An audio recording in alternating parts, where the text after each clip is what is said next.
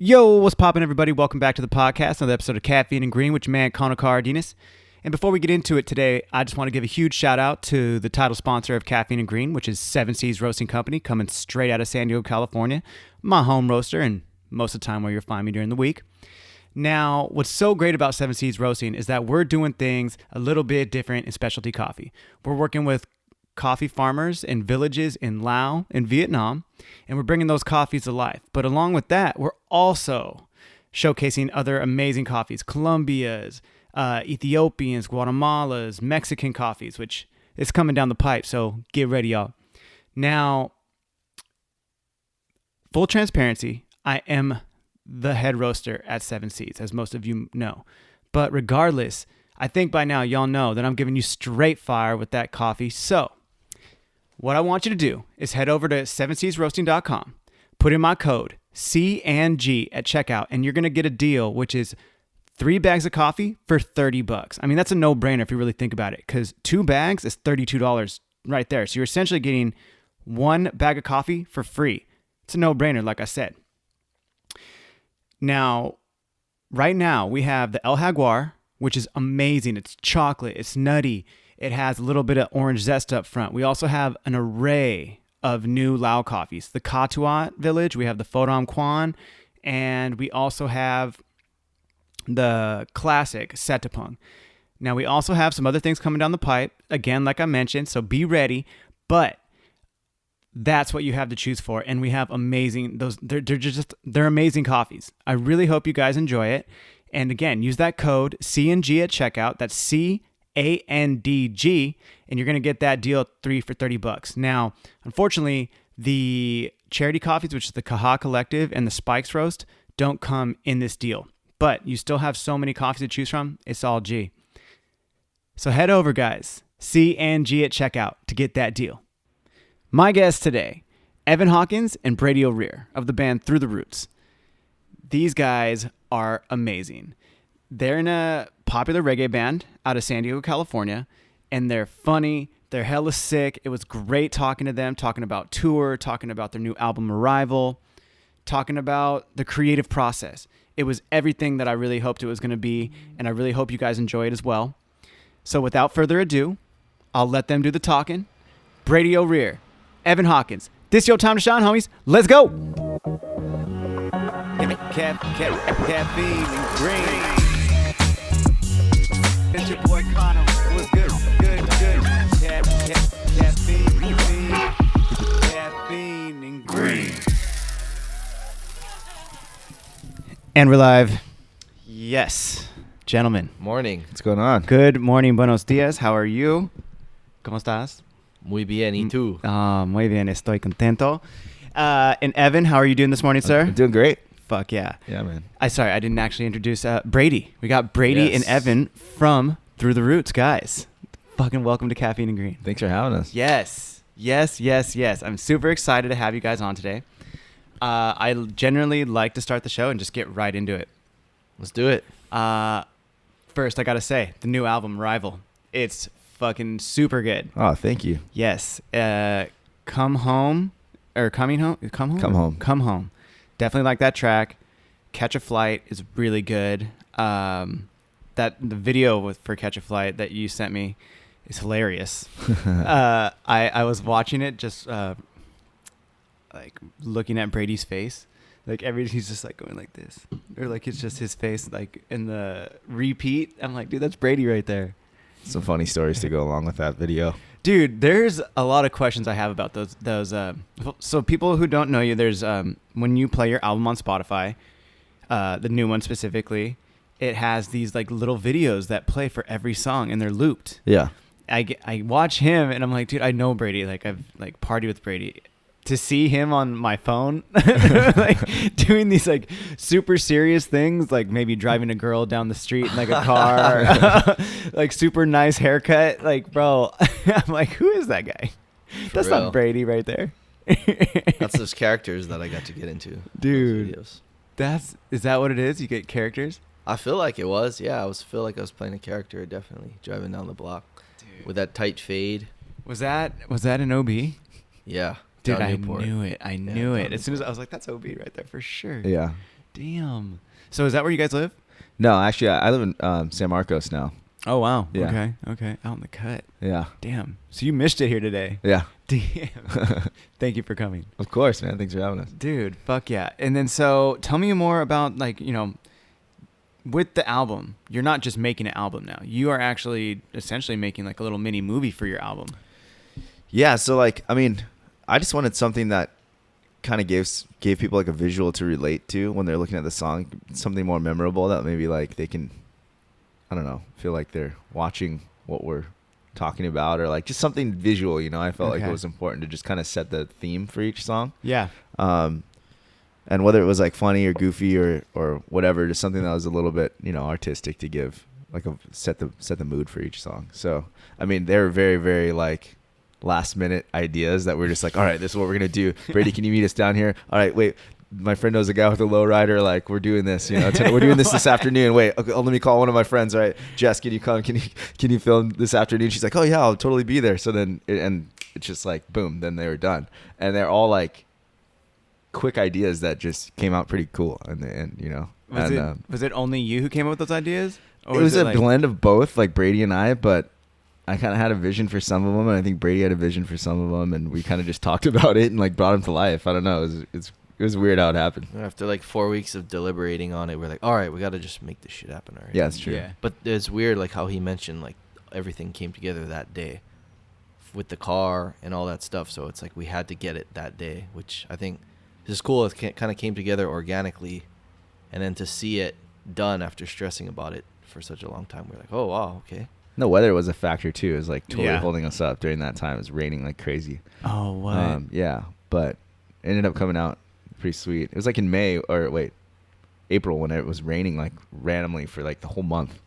So we were trying to just like get it done before the album dropped, and I think they came out pretty good. And then so we did like a short version for Spotify, which is like the 8-second loop or whatever. Yeah. And then we did like a little bit more of an extended version for the YouTube, which wasn't like a full music video, because I feel like a lot of like the attention span for people nowadays, unless you're like you have music videos playing on like Vimeo or like YouTube or something, and it's just like rotating and it's kind of playing in the background. Like for people to sit down and literally watch music videos like they used to, just kind of like, I don't know if people really do that anymore, So dude, I do. I'm so glad you brought that up, because bro, my wife, I know you do this too. I've seen you do this. Oh, you see my story, bro. I come home, I straight up will, like, what I like to do is sit and watch music videos.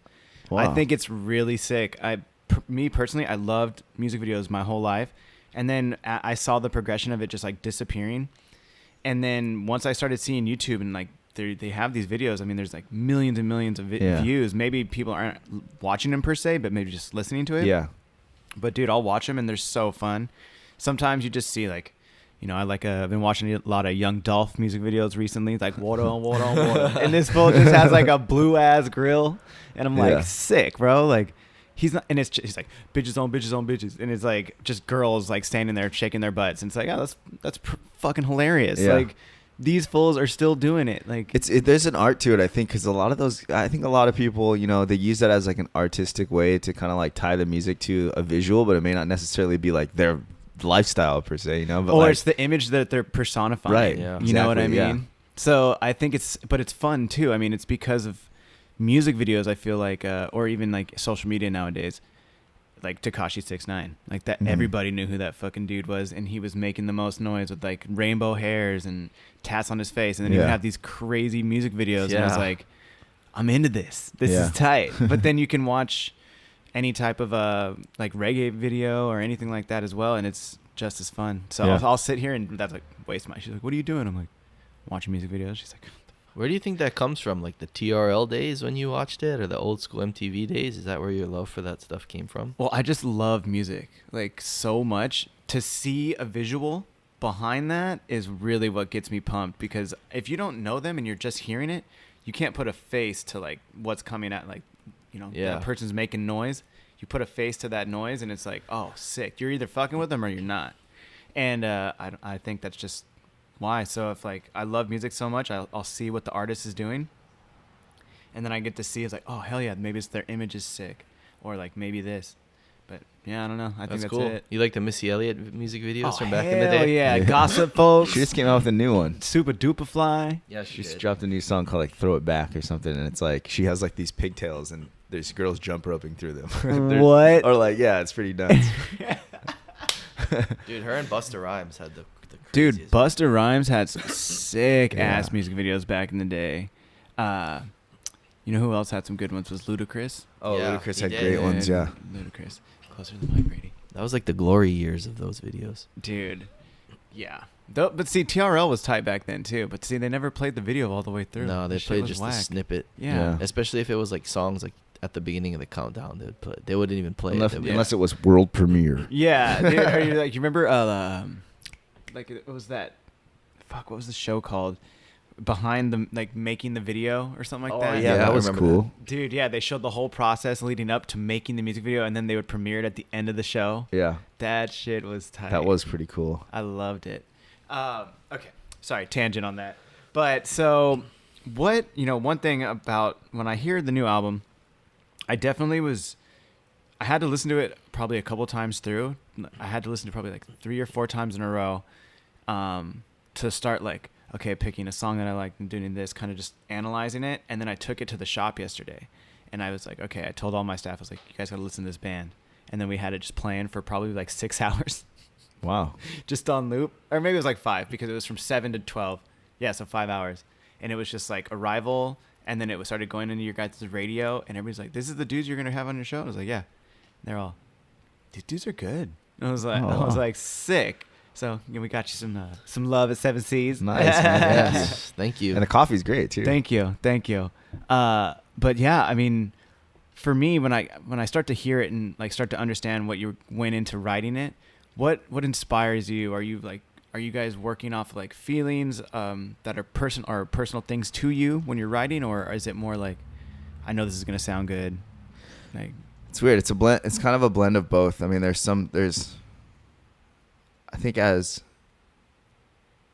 more like I'm kind of more of like a producer before writing lyrics, but sometimes it's like, you'll have something that you're thinking about or something that you're going through, and all of a sudden you'll be like in the shower and it'll just like the whole song will come to you front to back, and you're just like, you go dry off and you just Whoa. write it down, and it's weird like that happens to me. So I think, but with this album, it was, we were listening to a lot of different music. It was obviously like, it was us trying to figure out exactly what kind of music we wanted to make moving forward, just because we hadn't put out a full-length album since 2013. So for us, it was kind of like it was all of listening to that music, I think, over the years, and everything that was inspiring us and that we were going through, relationships, I mean, just everything. But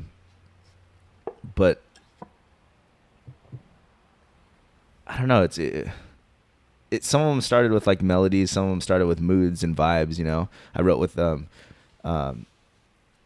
my friends out in Hawaii, this guy Pana and this other guy Keith, and like we just kind of listened to it and felt the vibe and kind of like talked about what I felt the song was, and just started feeding off of each other. And it was really fun to write with other people on this album. That was something that we did, and also with other producers, which opened up like another lane. Our friend Pana, produced some tracks that really just kind of really appealed to us, and I think worked well for us. And we kind of used some of those tracks to like figure out exactly what we wanted the whole album to sound like, So we actually had him come out to San Diego, sat down, and we went through those rhythms that he brought to the table, and then what we had in pre-production, and then kind of started to rebuild everything so that we had like a uniform sound.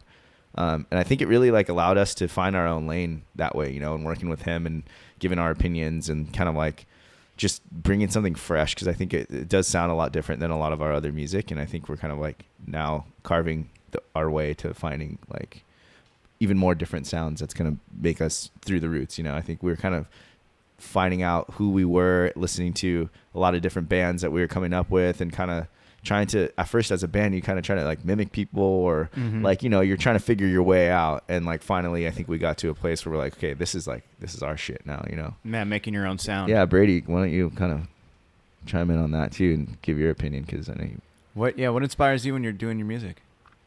I think a lot for this album was like, I wanted the beats to be like absolute fire.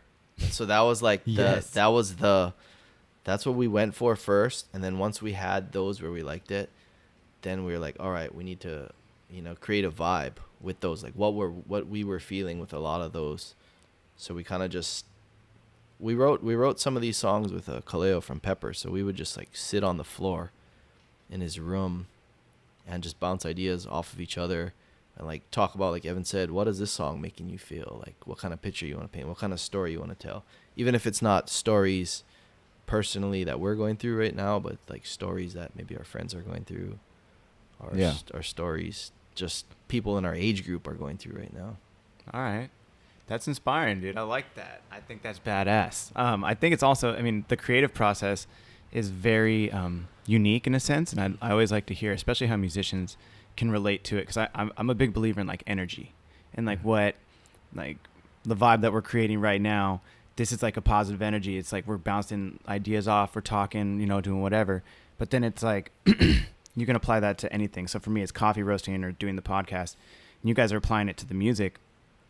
Do you guys also maybe go with would you say you actually put like your energy and your vibes into your music so that like when people are listening to it, they actually can feel like what you were going through? Like, yeah, for sure. For sure. Yeah. I mean, if you don't have that in your music, I feel like it doesn't really like impact the way that it should, I feel like you have to.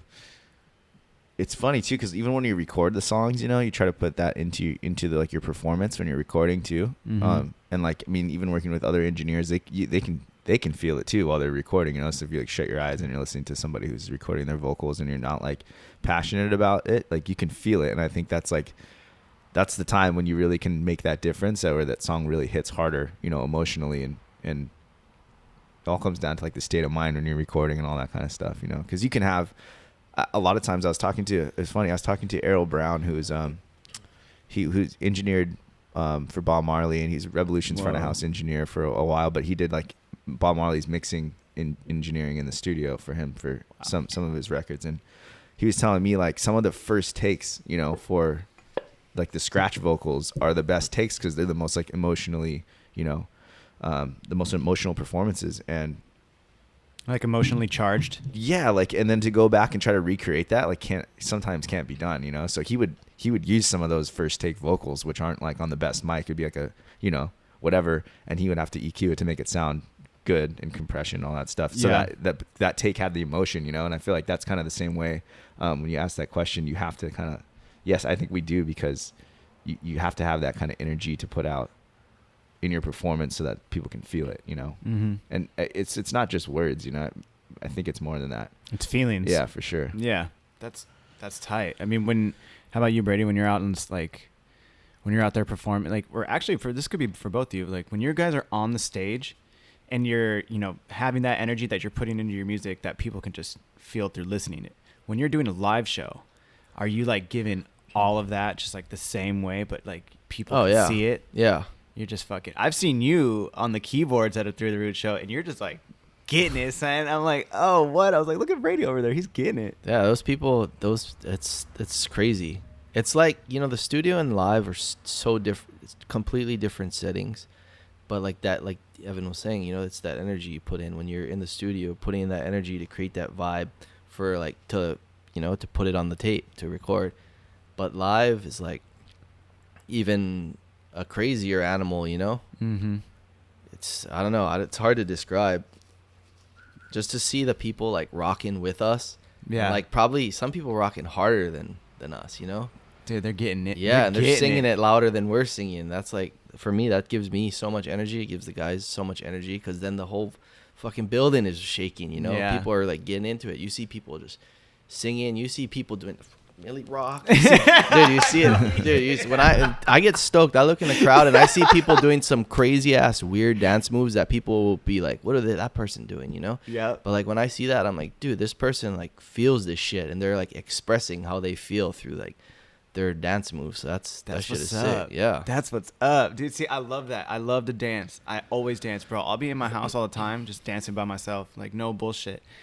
that shit makes me excited. Because sometimes you hear some music and it's so good that you're just like, fuck, son. Like, You're just like, yeah, you got to hit it one dude. time. Just like, son. And then, you know, because being from the Bay Area, we dance pretty tough. So yeah. it was like, I fucking love that. Live shows are always so fun, I feel like.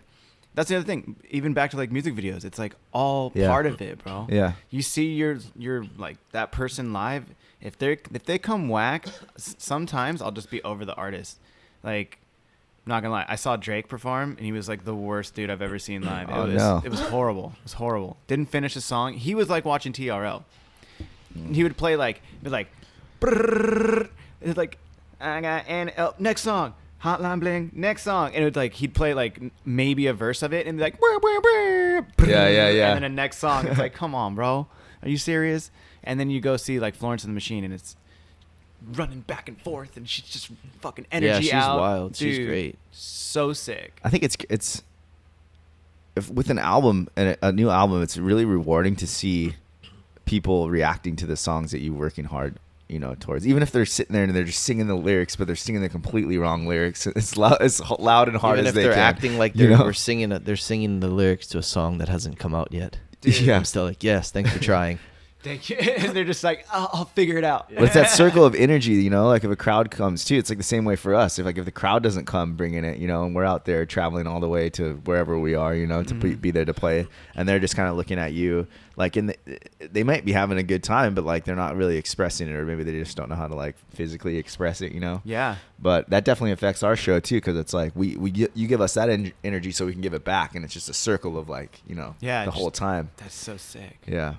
Dude, actually, on that note about the lyric thing, I forgot. It's in Such a Shame. Actually, I wrote this down because I didn't want to forget it. So it's one of the new tracks on your album. And you said, you act like it's okay that the world can't get along, but I can never fake like there ain't nothing wrong. And then you like, there was like a part about California, like not disrespecting your homies from the West Coast or something like that, saying like do you remember that part in the song? But I was like, what's the meaning behind that? Like, because I feel like maybe I was reading into it. I want to hear your interpretation, dude. of it. Honestly, because the way that came across, I kind of makes me think it's like almost politically charged in a sense, but not politically. I think it's just more of the state of the world right now. Like, people are just super shitty to each other more than ever, and I don't know. That's why when I heard that, I was like, oh, because things are kind of divided right now. People aren't like really respecting each other. So that's kind of why what I took from it. Yeah, that's exactly it. Is it? Yeah, is yeah. it? Okay, cool. Yeah. Cool. That's tight. Yeah, I mean, I just felt like, I don't know, you just go, it's the side of like traveling somewhere and someone's like, I don't remember where, but like, I heard it somewhere. Somebody say something to somebody like, oh, you're from California, you know? Like almost like that was a negative thing. Then I was like, wow, I wonder why they feel that way. And then it's like you think about it and then you realize like, where we are and like how people are treating each other here, and especially just like in LA, you know, I feel like LA, there's some shit people in LA. I'm sorry, LA, I love you guys, but I was born in LA, you know. I mean, there's just people need to treat and respect each other, you know, more, especially like just dealing with crazy shit that we deal with, you know, nowadays and every day, and the things that people go through, you know. Yeah, I feel like we need to unify and have each other's backs, and that's kind of what that song's about, and just kind of how everybody's just working so hard to like please other people, and they're not working hard to please themselves, and like that. Chime in on this, Brady. I think you had some good points. You know where I'm going with this. What were we talking about again? Oh my god! Well, I think this song. It's you know, it's about it's kind of about the superficial culture out here that we see. The Such a Shame song? Yeah. Okay. Yeah. But like, is it mainly just based on LA, or is it not like LA, like Southern California? I think Southern California in general. Yeah. I mean, it's just not as it's not as beautiful, I think, as people think it is when they're like so excited to come here. I know there's people that have talked about that too. You know, they travel from Hawaii to come here and realize that like, damn, the people are shitty here. Like, it's pretty interesting when you meet some people here. Yeah. It's like, and I'm not. This isn't everybody in California. Don't get me wrong. You know, no disrespect to my West Coast natives. You know? Exactly. You know, but but I think that there's just there needs to be some change. Like, there's just people trying way too hard to be cool, you know? And Stunting. like, you just be cool, just be yourself, you know? People need to respect that and appreciate the uniqueness of everyone, you know, individually. Yeah, no, I fuck with that. I think that's tight. I feel like, dude, you have to just go the opposite way. Like, I definitely love to talk shit for sure, but when it comes to like actually being mean to somebody, it's like, no, like, gotta be like completely opposite. I think because like there's already so many people that are just like over it and just like, well, fuck that person. Like, Yeah. all right, well, yeah, but you like don't have to be mean to them. You know, like you have to. These interactions that we're having with people can definitely be cleaned up, I feel like. Yeah, either way. But I wanted to ask too, is that I wanted to know how you guys became a band. You guys have been the only two that are constant in like the whole thing. I went through like your discography and stuff like that. Our drummer like, Taylor too. And the Taylor. Taylor, okay. yeah. Okay. And then I've seen I went through like all the photos of like you guys as a progression as a band. Dude, your hair, Brady, was the best thing ever. I went through some crazy phases with that. Dude, loved it. I loved it. But how did Through the Roots become a band? So, I back in 2007 started kind of like getting into, after like being into music. My dad was a musician. I always had music playing around when I was really young. The band formed in end of 2007. Brady, it was like May. Yeah. And so I was in this music class with a buddy of mine, and like a music theory class, and I was at the same time like getting into this California genre of reggae. My buddy Charles introduced me to like the California reggae, you know, like Slightly Stupid. I think we went to go watch a show. We'll go watch Ziggy at the fairgrounds, and then he took me to a Slightly Stupid show, and I was like, "Whoa, this is different. This is cool," you know. And I was getting into like Tomorrow's Bad Seeds and all these like early, like, you know, California bands that were kind of holding it down during that time, like the B Foundation and like just all like the kind of Southern California bands. Mm-hmm. I loved reggae. I was listening to a lot of like rock and metal in high school, so I was playing the guitar a lot and taught myself how to like play guitar and sing. And then, meanwhile, Revolution played like their last like backyard show in my friend's backyard for his graduation party, and fell in love with what they were doing. And then I was watching them and was kind of just like, I think I could do this, you know, like I think I could want to do a band, yeah. And then so it's kind of like trying to experiment with that at the time and writing songs and stuff. And then my buddy Charles, who showed me the Slightly Stupid show, took me there.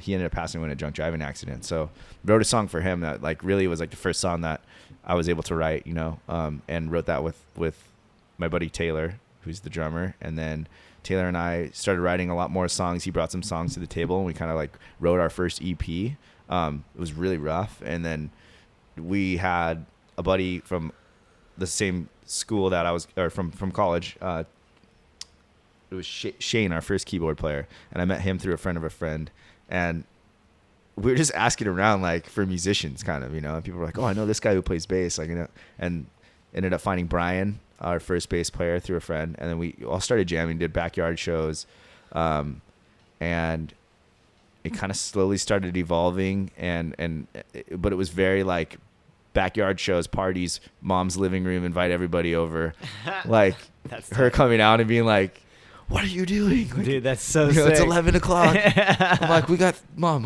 it's all good." She's like, "You're shaking the whole neighborhood," you know, and like everyone needs to leave, and I'm like, no, just a couple more songs, please. You're like, "You're gonna ruin it," you know. This is at your house? At my house, yeah, Whoa. like in the living, like we'd move everything and like create like an area where everyone would come watch it. Taylor and I were doing jobs like mowing lawns and building things and stuff to make money to buy like this gear. And then we ended up getting ready to record our first album, and Shane, the keyboard player, was going through some stuff and like came back from a trip, and we just had some crazy stuff going on in the studio, and he was kind of on a weird path during the time. So we were thinking we needed to get a new keyboard player. So we ended up putting it out on Craigslist, you know, and Brady responded to the ad. Did you really? Yeah. Dude, that's sick. Dude, I'll let him used to take it from there. I used to just fucking surf Craigslist, just looking for shit, looking to buy keyboards, looking to play keyboards for people, looking for Really? just random shit. Yeah, well, I mean, I'd moved out here from Hawaii, you know? Yeah. Like, I didn't know anyone. It's like, oh, I gotta get out there, see what's up with that. So I would just spend hours every day checking Craigslist just for whatever I could find. That's fucking sick, dude. Yeah. So you responded? So Grant calls me and he's like, hey, this guy just responded for me, like, because I'm like, oh, he has to be able to play 2 keyboards. Like, can you play 2 keyboards? And Brady's like, yup. And Grant's like, so what? You can play keyboards? He's like, yup. He's like, can you play 2 keyboards? Brady's like, yup. And then you're like, I don't remember how the conversation went. You probably know better than I do, but the way Grant explained it to me was really funny. And what was it like? Do you remember, Brady? just Brady. He was just asking me if I could play keyboards, and then he's like, can you play 2 keyboards at one time? I was like, yeah. And he's like, oh, okay, well, let me talk to the boys, but yeah, you should come to rehearsal. It's like, okay. It was such a short. But he told me because Brady was like, had you only been here for like what? 6 months? Yeah, it's such a short time that I. So straight from like Hilo, you know, Brady has like kind of like speaking pidgin still, so like he's like heavy, and it was something that we weren't really like that used to yet because we didn't have a lot of Hawaiian friends, you know. So Brady's just like shoots then. How's it? Yeah, all the time. Dude. And I was just laughing, you know, when we were talking to him on the phone. Like we had a little interview, I think after Grant had the initial talk with him, and then he ended up telling him to come over for practice. Came over, and like he was just so funny, you know, and we like, fell in love with him. And so yeah, then Brady got ready, and we went to the studio, recorded our first album, our EP, and it was a crazy experience. We had no clue what we were doing. Weren't prepared. It was bad. Shane was tripping out on whatever he was tripping out on, and we were just trying to get through it. And like Brady ended up having to play more keyboards than Shane did in the studio because he was just like on this tangent where I don't know. It's a weird time for him. But it was funny. We were like, okay, like Shane, it's time to do your parts, and he'd play a whole solo for the whole song. And we were just like, what are you doing? He's like, well, it sounds great. You know, well, we can just like, you guys can just use whatever you want out of this. And we're like, no, dude, like, Just not, play your part, it's not, bro. yeah. It wasn't the same. And the parts he had made for those sections, too, were really good, too. But it was just like when he got to that point, he was like, I'm just going to play something else. So it was never like we weren't progressing. So Brady had to like jump in and like make sure he held down like the piano parts, you know, where we didn't even know if he was going to be playing that much. I don't think at the time we thought Shane was going to be able to handle it, but luckily we had Brady, you know, Brady kind of saved the day, and we ended up having to cut out sections of Shane's solos to use for like those songs. So like Take Me Back, you'll hear like this crazy like piano solos. Like that was literally like 3 minutes of solo in that song. And we ended up having to chop it up and use parts of it. So fast forward, Shane left the band. We ended up having Brian was with us. We were getting ready to go on this like big tour with Revolution in October 2013, I think it was. And it was like one tour ending with Tomorrow's Bad Seeds, and then the Revolution tour starting. And like Brian had an injury and fell down some stairs riding an ironing board downstairs and like cut his hand open. Wait. You just skimmed over that. What was that? Riding what? Say He's riding an ironing board down a flight of stairs one night. And then I'm sleeping and I get woken up. I'm like, Evan, we got to go to the hospital. Brian cut his hand open. I'm like, what do you mean? He cut his hand open. Like, I don't think he can play bass. I'm like, what? So I wake up and I was just trying to get like a nap in before we drove back from Arizona, I think, to San Diego. And yeah, sure enough, took him to the hospital. He had cut like his hand super deep to where like you could see the tendons. It was nasty. And he couldn't play. This was like 3 days or like 4 days before like our biggest tour ever. Too. We were in Arizona. We had 4 days. Our next tour started in New York. Oh my god. So we got back. We called. So Ross ended up, the guy who introduced me to Taylor, was in the music store with me in Guitar Center after. He's in the music class with me. Introduced me to Taylor. Found Taylor in Guitar Center. So like we had a break at lunch one day. This was before Brady, and Taylor was the first guy in the band, you know.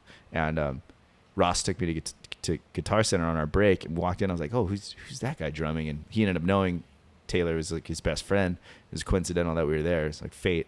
And Taylor was really good. I'm like, oh, we should all three start jamming. Well, we started jamming, and then Ross had to end up going to college, so he was gone. And then after Brian hurt his hand, this was like 4 years. 4 years ago. 4 years after Ross. Oh yeah. 4 years after Ross, we ended up calling Ross like, shoot, can you come play? You know, Brian hurt his hand. Like, what are you up to? Like, what are you doing? And Ross was like, oh, I'm on my way back from college. Like, so perfectly lined out. Like he was able to come. Yeah, he drove back straight from Tahoe to practice. Yeah. And you did this all within 4 days. Yeah. Practiced. We jumped in the bus, got in the bus and drove. Didn't the transmission blow all at the same time? Oh my God. No way. I think so. Yeah. It was just crazy times. So we ended up having Ross learn the set. Transmission blew, fixed the transmission, had to cancel the first day of that tour. But we drove 44 hours nonstop, just straight to New York. Made it to the show. Did it in like shifts? All you guys were doing in shifts? I drove really long that time, but yeah, we did shifts. I think once we got to like Chicago, then we started switching. But I was like, I left my wallet on a gas pump. We were delirious. But oh my God. anyways, we finished that tour. I'm just kind of trying to like fast forward this through the all the events of the different members. So then, so then Ross did that tour, and then we got back from that tour. Was that the one where Chris and Ross left after that? A year later. Well, Ross was around for a while, and then him and Chris left. So Chris was our first guitar player, and a friend of mine through high school. I kind of looked up to him playing guitar. So a year later, those guys ended up leaving, just through some like creative differences and stuff like that. And then we ended up getting Scott and introduced Corey Groove to the band, who was from Arizona. He played for a band called the Vera Groove, and he played with us for a little while. Just kind of creative difference still with that kind of thing, with that relationship with him. And then Scott ended up having to leave the band after 2 years because he has a 3-year-old son he needs to take care of. So he, for sure, priorities. So he ended up leaving, and then we had to find 2 more guys. And we were on tour around the time when we had Scott in the band. We had met our new bass player, Buddha, who I had seen play in Long Beach on the Queen Mary. We played some show with like Anuhe and Rebel Soldiers, and it was like before One Love Fest. It was kind of like them trying to start things with that, I think. And saw him play and fell in love with his playing, and was just like, wow, he's he's really talented. I think he was like 17 at the time, or 18. Whoa, baby. Yeah, he was young. He looked older than us, though. Did he really? Yeah. So we were on tour, and actually Corey, we ended up leaving Corey in South Carolina on tour because he met this girl out there. He's still with her, and and like fell in love with this girl. Yeah, stayed out there, and we flew Buddha out. Buddha learned the songs in like a couple days. Flew him out, jumped on tour, had a horrible first show, and then after the next day, everything was great. We like ironed it out. It continued on.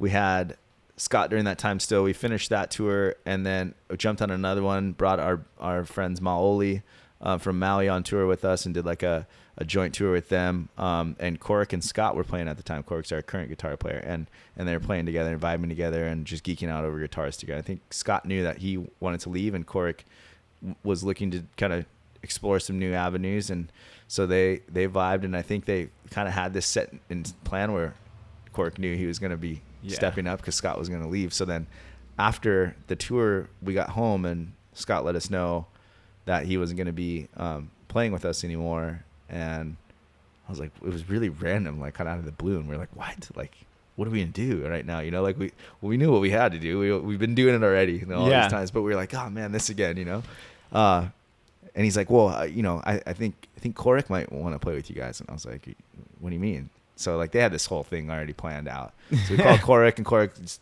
like, I'm down. I'll move from Hawaii. I'll come play with you guys. So Corrick came, moved from Hawaii and Oahu, and he lives here now and is playing with us, and that's kind of where we are. So, I mean, we started really just playing backyard shows and, doing that whole thing. We would go play in Santa Barbara and Taylor and I would go to Home Depot and buy like $150 worth of lumber, and we'd put it all in our trailer, this little trailer that we borrowed from a friend's dad, and we go set up in parking lots in Isla Vista and play shows, and like hundreds of kids would come, and the whole street would be full of kids, and we have these like raging parties. Sick. And kind of trying to follow, I guess we were trying to follow in the footsteps of like what Iration and Revolution were doing in that area, because it was like a built-in crowd where you could just, and the cops were pretty cool, you could go just like create your own show, and tons of people would come. And this is in Santa Barbara? Santa Barbara, yeah, because we would do it here in San Diego too, but it would be like frat parties and stuff in people's backyards, and it was a little more like the cops were a little more on top of you and just wasn't as lax. So in Santa Barbara, it was just like a kind of a free-for-all a lot of the time, and we had a lot of successful shows there. Brought some promoters out. They saw us play. We got to play some festivals up there. The West Beach Music Festival, that was like in 2009, 2010. And then Iration saw us play there and noticed, you know, what we were doing, and they asked us to come do their first like headlining tour, which was the Time Bomb tour, I think. Sick. And so we did that one with them, with Pacific Dub actually, which is funny because we're about to do like a co-bill tour with them coming up here soon. And it's just like everything's kind of full circle. You know, we did like our first headlining tour with them and Iration, and then now we're about to do it with them again. Yeah, did that, and then just started getting into more and more tours and started doing our own tours, and here we are now. Dude, that's super fun. I mean, super sick, I should say. But that's another thing I want to talk about is that you guys are going on tour, or about to go on tour. Yeah. Pretty soon, right? Yep. How long is that tour going to be? It's from the 26th. I think it's September 26th to like November 9th. 8th or 9th, yeah. Oh, damn. Yeah. That's a hot minute. What is it, 31 shows? 31 shows in like 40 days. Wow. We had 9 days off, I think. All in the United States? Yeah, yeah. nationwide. Nationwide. We got like 4 or 5 shows in Texas, 4 or 5 shows in Florida. Damn. And then it will kind of go up to the Midwest and then loop back down through like Seattle area, Pacific Sick. Northwest. It's a big circle, pretty much. A big ass circle? Yeah. That's tight. Is this, how many times around the States has this been for both of you guys now? Probably like the 20th. Damn, you've seen the whole country? Couple times over. Yeah. I think there's only like 2 or 3 states we haven't been to. And it's like Whoa. North and South Dakota. That's it? That's the And- only and, two like, states? Alaska and Alaska. And Alaska. Oh, yeah. Damn. What is your, you know, when you're going on tour, and especially that you guys have been around like that much through all the states, is there like a personal favorite for you guys, or a place that like you've been on tour, you're just like every time you're like, hell yeah, I can't Texas wait. and Florida. Those are your spots? Yeah. You love it? Yeah. Why? We're well received there. Okay.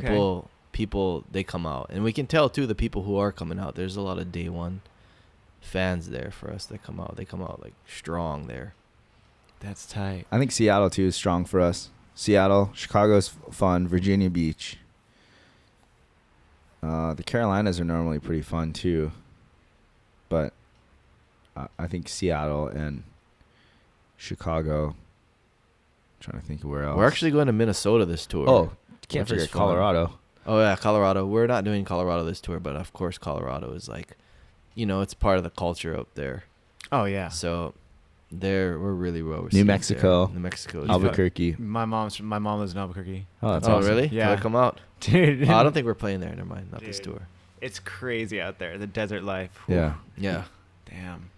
Well, how do you handle being in the desert when people coming from an island, bro? Just dry out. Just chill. I don't know. The climate changes on tour are crazy. You know, you get all kind of different allergies, and you get Dude, unreal. all different time zones. Yep.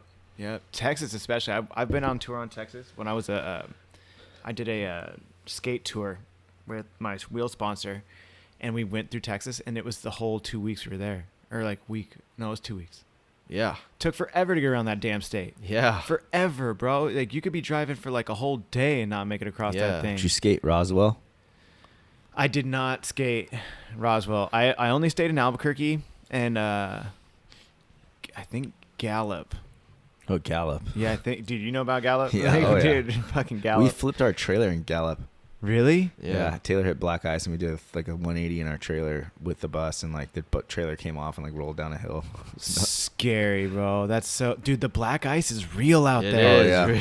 Dude, my mom. I went to the Sundance Film Festival with my mom when I was like 15, and this guy was walking. Like it was like a high school, and it was like on the sidewalk by the high school, and this guy was walking, and he didn't see it. We all looked. We saw it. It just looked like fucking asphalt. Dude went straight up horizontal, boom, broke his fucking arm, and it was like a bad break. Like we walked over because they were in front of us, and we walked over, and homeboy's fucking whole wrist was just like to the Wow. right. I was like, oh my god, bro, so gnarly on the black ice. My mom was like, see, And people Gotta drive pay 80 attention. on that shit. no, hell no. Like I see big trucks driving fast in those conditions. Yeah. dude, that's hella scary. I can't fuck with. Dude, it's like out there too. The weather is so extreme. Like you'll get monsoon. Have you guys been out there during monsoon season? When it's like raining heavy. Bro, it'll be like Yeah. 120 degrees outside. By 1 o'clock, it'll like thunderstorm, hail, everything like steams, and then probably be done by like 2, 3 o'clock, and it's back to normal like it never happened. Wow. It's insane. But that's another thing I wanted to ask you about was craziest stories from anything from the tours. Like you just told me about Black Ice. I mean, is there anything else like good or bad that you guys are just like, oh, We've done damn. the Black Ice thing a while. I mean, yeah, we've done that pretty much every winter tour we've been on. Whether it's like one time in Colorado, we were driving, and I remember being on the 25 coming back from like Fort Collins to Denver or something, and we just like the bus started losing it. Luckily, we were in the fast lane. There's like not that many cars. It was kind of a break in traffic, but we were complete like sideways, like all three ways. We went like, all lanes. We went through all lanes that time. and I was just like looking at the logo in the side mirror, you know, like, and I mean, out of the side of the bus window, you could see like the trailer here, and then like now it's over here, and like I just did the drop knee. I was like, Dude, what's going through your mind when that's happening? I mean, like, if you're not driving, you're just like, oh, shit. I hope I this, just like, did Taylor, the drop knee, and I was just like, Taylor runs oh. up to the front. He's like, "You got this. You got this. You got this." Like, you know, like Positive you're always trying affirmations. to like talk him through it. I mean, Yeah. because everything just slows down. It seems like those 3 seconds are literally minutes. You know, Oh, and dude. so It's scary. yeah, it's pretty scary. I remember that was a scary one. Brady hit a ladder in the freeway one time on accident, and our How'd you hit bass a player ladder? flew out of the bunk sleeping. He was asleep, landed, like flew from the back of the short bus and landed next to Brady driving, and like woke up. He like landed on his knees or something, and was just like woke up and was like, "Whoa!" Like, What? How did you hit a ladder? I think it just fell off the back of like a truck or something. You just like ran it over? Well, why the hell was there a ladder on the freeway? That's what we gotta ask first. Oh, it just happened so quick.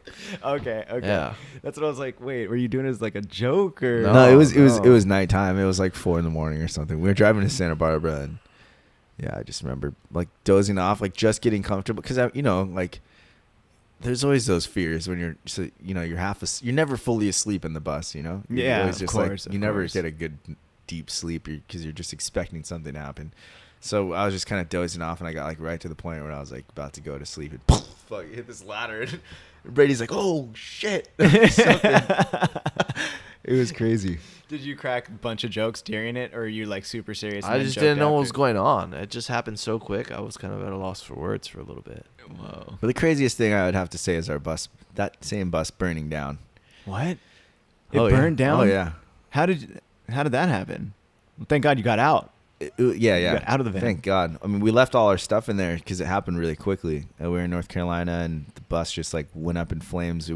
I was driving, and I just got gas and checked the oil and everything. And apparently, there's a recall on that vehicle that has like something with the brake reservoir has like an electronic sensor or something going to it, tell you, like indicate when you're low, and it shorts out. And so that's where it like sparks, and the brake fluid's the most flammable thing in like that kind of motor because it's a diesel, so it takes a lot of heat for the diesel to get hot enough to burn down. Oh, So like once that shit. plastic and once that like brake fluid lit on fire, it just lit like everything on fire, the fuel lines, and it got really really hot. And then soon enough, like the whole front of the bus was on fire. So we just ran out, and it was really unexpected and really fast. And we were just like, by the end of it, the fire department came, put out the bus. The whole bus was completely burned down, burned the front of the trailer down. Yeah. Damn it! All your gear, all your personal belongings, everything. The personals were gone, but the gear was fine. Okay, the gear is most fine, important. I was the for only sure. guy who had my wallet. Ooh. Yeah, for some reason. Laptops, guitars, like Those are gone too. all our hard drives from like because I'd bring them on the road to like record. So Oh, like all of our early music no. ideas, yeah, like there's a lot of good stuff on there too. 'Cause- Still to this day, probably the best music we've ever made was lost on those laptops. and it sucks because oh my God, dude. that was music that I mean, that's why it took so long for us to make another album, because we were like, all our ideas burned. you no know? way. So You we had didn't to have kinda- it like on a Dropbox or something like that. There was not really Dropbox during that time. Like there was, but it wasn't Oh. really like people weren't too familiar with it. Like we didn't have so- $9 a month either for the Dude, subscriptions. I understand. I understand. We had to forego. Yeah, Dude, but that's I so would say that was unfortunate. that was pretty crazy. Oh my God. Yeah. Like, that's crazy. Like, did you guys get like a recall for that? Like, So did you, like, no, did we you didn't. sue I mean, them it or was just anything? like it was gonna take a long time to pursue like the legal action on that and take legal action, but we just kind of took it as like, I don't know. We just continued on. We went and rented a little four-seater like Like SUV. the show must go on. Oh yeah, we were on tour with the Green. We didn't miss a show. We rented a box van and a little like super small SUV, and we just like switched off, driving the U-Haul and the SUV, and made our shows and Sick. got all the way back to California. And then a buddy of mine did a GoFundMe, and our fans were able to help us out to get a new bus, which was really cool. So, Dude, that's really awesome. That's one thing I wanted to touch on is your fans. I mean, obviously, since I've known Brady, I've always known he was in the band Through the Roots, and so I was like, okay, cool. But when I was doing my research about the band and listening to your guys' music and all this stuff, I was looking at how many downloads you have on Spotify, and then you like go to your videos on YouTube or whatever, and it's, dude, you have like millions of fans. What does that feel like? I mean, because I've never had like people of or a band of your caliber on the show before, and you guys have like, dude, millions of fans. Like, that's so sick. Or like millions of downloads, or, you know, like, what does that feel like? It's a blessing for sure. when you look at like the hard, I think, kind of reality of it, it's like we're definitely blessed, but it doesn't feel real. You know, It's Mhm. weird. It's like I think it's one of those things you appreciate later. I don't know. What do you think, Brady? Yeah, I think too. It's crazy because some of those songs are songs you worked on for a long time, and some of those songs are ones that you doubted, Mm-hmm. and some of those songs like you just never knew. Like we just needed to get some of those songs out, and to see that many people connect with it. People come to the shows with tattoos of the lyrics of some of those songs. Really? Yeah, and That's sick. say how those songs saved their life. Like they heard that song when they were going through like, their rock bottom times, and that like really turned things around for them. So for me, like that's where I see the return. Like the streams are really cool to see the numbers going up, but it's really cool to hear, to meet those numbers and to see the people who are like affected by the music and stuff. Dude, that's really, that inspires me right there. Like, to meet the numbers. Yeah, to like you Those said, are you your- like to put a face to this. Like you said, you like to put a face to with the visuals when you watch the music videos to Check out face. the Yeah, artist. check out the artist. It's like when I see those streams, I want to know who's the people streaming them. That's tight. And I know our manager probably just puts it on shuffle and repeat and probably listens to pump those streams up too. Not even, bro. Dude, I was telling you right now, if there was numbers by the day, guaranteed all of it would be coming from like right down the street at the shop. And dude, we could check those analytics too. dude, check them. Yeah. Fuck yeah. We have a That's big great. following in like the Philippines. You don't really know Do about. you really? Philippines? Where else, Yeah, Brady? it's Was it? weird. Philippines, we have Japan. Thailand. We have some in Brazil. Damn. Yeah, it's crazy. Have you guys gone international yet? We did Costa Rica. Costa Rica a few times. We did Mexico, Canada. Dude. So pretty much NAFTA. NAFTA. Yeah. NAFTA touring band. Have you guys thought about going to any of those places like Southeast Asia or? Yeah, we really want to. I think it's, obviously I think with this new album and like kind of us discovering our, more of like what we are, I think it'll be easier for us to put music out now. It's not us kind of like trying to figure out like, okay, what are we doing now? It's like now that we have this out, it gives us a little bit more, I think, freedom and confidence to just keep pushing in different ways, and stuff, Mhm. but still keeping true to like that Through the Roots sound, which is what we've discovered. But yeah, I think even doing collabs with like people in different countries would be really fun to do, That would be cool. So I want to start looking into that, from South America to like Europe and all that kind of stuff. That brings me to one question. When I announced that you guys are coming on the show, I got like questions from like followers and stuff. So, really? Oh, wow. Yeah. So one of them was, would you ever consider adding a rapper to the band? That was, I don't know if that was like a joke, but like I was like, I'll ask. But is that Evan's our rapper. Evan's a rapper? There Yeah. you go. Boom. There you go. Question answered. I got actually a couple funny ones. And this is for Evan. It's from at Danzler. I think Oh, you know it. yeah. At Danzler, give it to me. Yeah. Evan, can you share your beauty tips? Oh, oh man, they've been increasing lately. Is that Jaina? Dana. What is at Danzler? She was like, it's from at Twitter person. Like, Oh, and then yeah, it she says, doesn't have that stuff, huh? it says, Brady, what type of exercises do you do to keep your finger dexterity? Oh, they're called Hannon exercises, and they're like, that's exactly what they are, finger dexterity exercises. Oh, okay. Yeah. That's tight. I didn't know if that was a joke or not. Okay, and then it says name Brady. This is for you. It says name all the synonyms you use for sex. Also define the term bojo. No, I'm not gonna do all these. What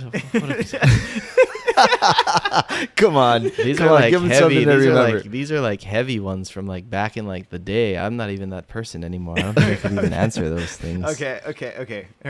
This is for both. That's where you sound in the boo. That's pretty funny though. That's like historic, like inside joke stuff. Okay. All right. It was from Hawkins. I don't know. I don't know what that is. It says, if you could, and this is for both of you guys, if you could smoke and have coffee with anyone in history, who would it be and why? My mom. Your mom? Yeah. That's tight. Smoke and drink with her? Yeah, because she doesn't smoke weed or drink coffee. Dude, that's tight. But I hang out with her all the time, and I'm always like, Mom, hit this, you know? She's like, nah. Yeah. Not even the CBD? No, not even that yet. Damn. You know, our parents are old school. They still think that stuff's like Weird. Yeah. Yeah. How about you, Evan? I think Marvin Gaye. Marvin Gaye. Ooh, that's a good one. Why? Oh, my dad used to play with Marvin Gaye, and they're like What? good friends. And I don't know. I felt like there's.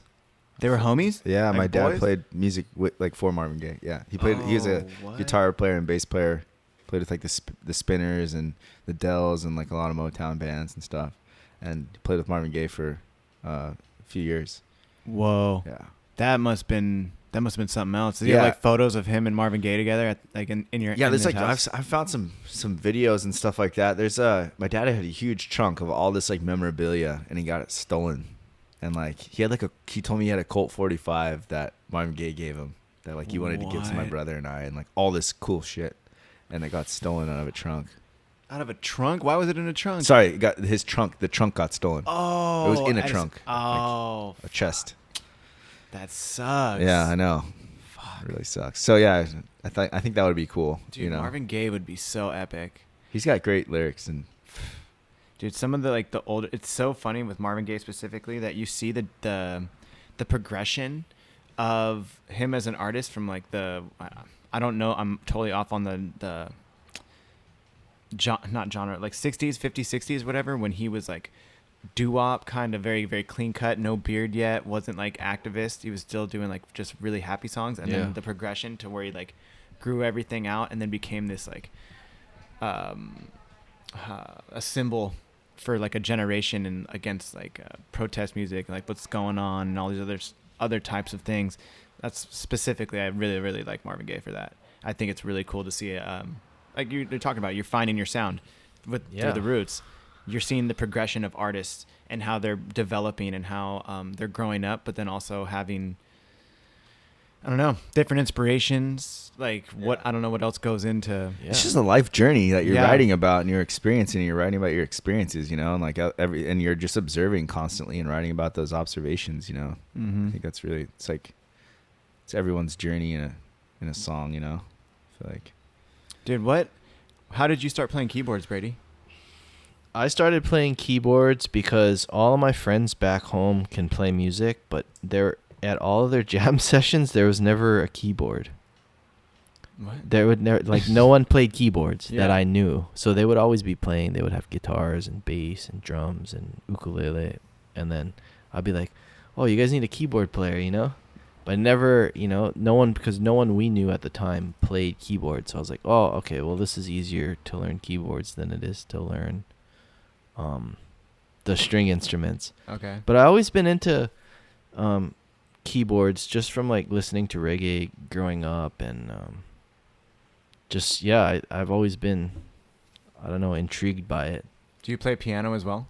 No, I don't. I don't. I didn't when I grew up. I did. Actually recently in the last couple years I've taken lessons though. Really? So I've been trying to like really expand into that, which I would like to get back into taking lessons too, as much as I can, because that like piano players, that shit sounds so nice. Dude, so pleasant When on you the hear ears. the guy at Nordstrom's killing it. Dude, yeah, dude, fuck yeah. Or they have those automatic ones now. Yeah, I was gonna say Yeah, once the automated budget cuts ones. hit, now it's just like you go in there and you're wondering where it's coming from, and the piano's just playing itself. just playing Yeah. itself, bro. It's like, what the fuck is going? Yeah. What is going on here, dude? Everything's becoming automatic. It sucks. Yeah, it's Damn. automated world we're living in. Fuck. Well, Evan, what about you? Because you mentioned your dad played for Marvin Gaye, so I'm assuming music has been a really big part of your whole life. Yeah, I mean, my parents were always listening to music. I mean, my parents got divorced when I was 5. My dad would always be like, whenever he'd pull up to pick us up, because he'd come to my mom's house to pick us up, he'd be like, you could hear him coming down the street blasting like jazz, That's like San tight. Diego was like the 98.1 when it was the jazz station. It would just be like, oh shit, and like here comes dad, for sure. And then he'd come pick us up, and I just always have those memories. I remember going down to Mexico and building like houses for homeless people down there, with and less fortunate families and stuff with my church, and my mom and her boyfriend at the time would be playing, Bob Marley, and just kind of listening to reggae back during that time, but not really knowing like what the music it was about, but Okay. like I really loved how it felt, and just there was always music on in my house. My mom would be cleaning the house, there'd be music playing like all day, music at my house, but they never really were pushing it onto me. I tried playing saxophone in 5th grade. I was all right. I wasn't very good. I have, some pretty gnarly ADD, so I just like would get over the sitting down and learn and just like focusing to have the discipline to learn, Mm-hmm. So I kind of got over that, and then I was always fascinated by the guitar though. And I would go to my best friend Alex Morelli's house. His dad was a musician, and he'd always have a guitar laying around, but he would never play it. He had all like the coolest instruments because his dad would just have them, but he never had wanted to play it or had the interest to play it. And he had a drum kit, so like I'd go over there and literally I'd be like, oh yeah, I want to go hang out with Alex, and I'd go over there and like Alex would be like, where's Evan? And I'd be over there for like 4 hours, and he'd be playing video games, and I'd be up there playing his drum kit and playing his guitars and stuff. Just like totally, that's why I would want to go over there, because I'd just be teaching myself how to play these things. And that was a huge part of it. I mean, even up until like high school, I never had a guitar because my dad had one, but it was only an acoustic, and he like sold his electric, or it didn't work, it was broken. So then when I would go over to his house, he would be like, don't touch my guitar, because it was like a nice acoustic, and he didn't want me to mess it up. But I think he knew when he left that I would go play it. Of course. Like whenever, because he tried to teach me, but my fingers, didn't want to do, Yeah, dude, it's hard. Yeah. It's fucking hard. It is. Yeah. I mean, you have to really want to do it, or like have that discipline by your parents, to like really like insist that you're practicing to play, or just be completely in love with it. So that's what I think kind of discovered, was that I really was interested in playing, and it taught myself and spent the time to like learn how to play, and then learn how to sing and play, and never really knew I had a voice. Charles was actually my buddy who passed away, who was like, hey dude, you can sing, like he's one of those friends you're really comfortable around, Mm-hmm. and like you'd sing around, and he was like, you should do something with singing, so that's why I tried to start playing guitar and singing, and then I finally kind of like broke the code one day. And it was like a huge like groundbreaking step for me, because Yeah. I could start writing songs. Yeah, fuck yeah. So it was cool, but that's my history. Do you guys both read music? No, Gnarly. It's all ear. All ear. Yeah. Damn. it's crazy. Props to the people who like read sheet music and play along with it as they're playing. That shit's like that's like crazy. It's hard. Yeah. Yeah, dude. I mean, I've only met. Dude, actually, I take that back. I don't know any musicians. Out of all the musicians I know, I don't know any of them that can read music. Not one. I was like, dude, that's fucking crazy. I just seen my one homie.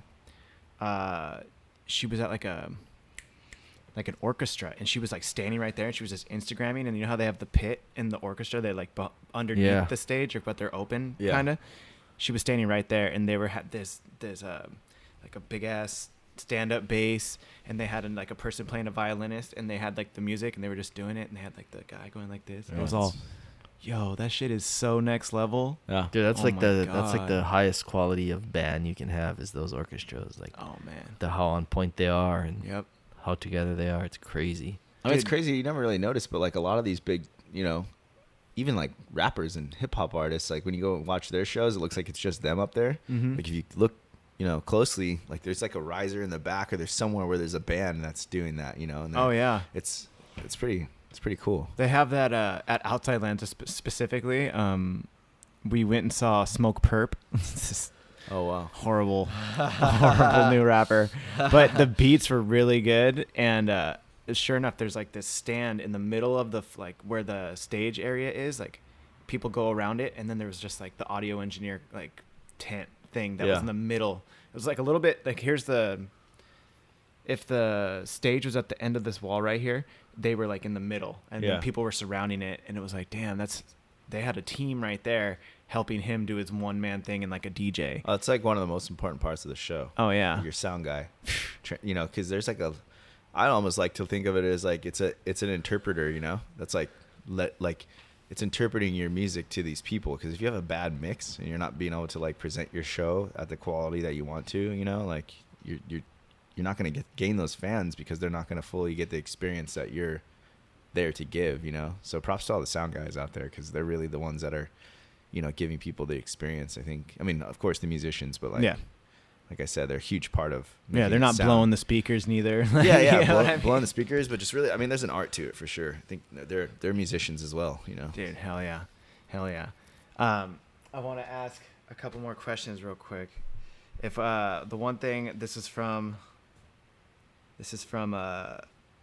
I think Danzler again. It says, why don't you play Stay Positive, Best Friend, or Skank Like a Zombie anymore? # those were hits. I don't know. I think it's just like, like we said with progression, you you just grow out of those songs. And okay, it's like old clothes that you don't really like to wear anymore, Okay. Get some new clothes that fit better, kind of fit more what your style is. All right. That's how I think. It's like when everyone was wearing baggy clothes like 10 years ago, everyone kind of tightened it up. Would you go back to the baggy look?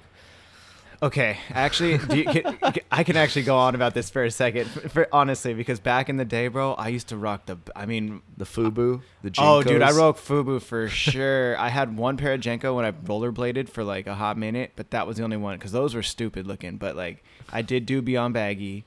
I did do, bro, I was like hard in like triple XL tees. Oh man, the tall tees? Like tall tee, damn. like white tee. Bro, I went and got a double XL tall tee for like the last high school dance I ever went to when I was like a senior.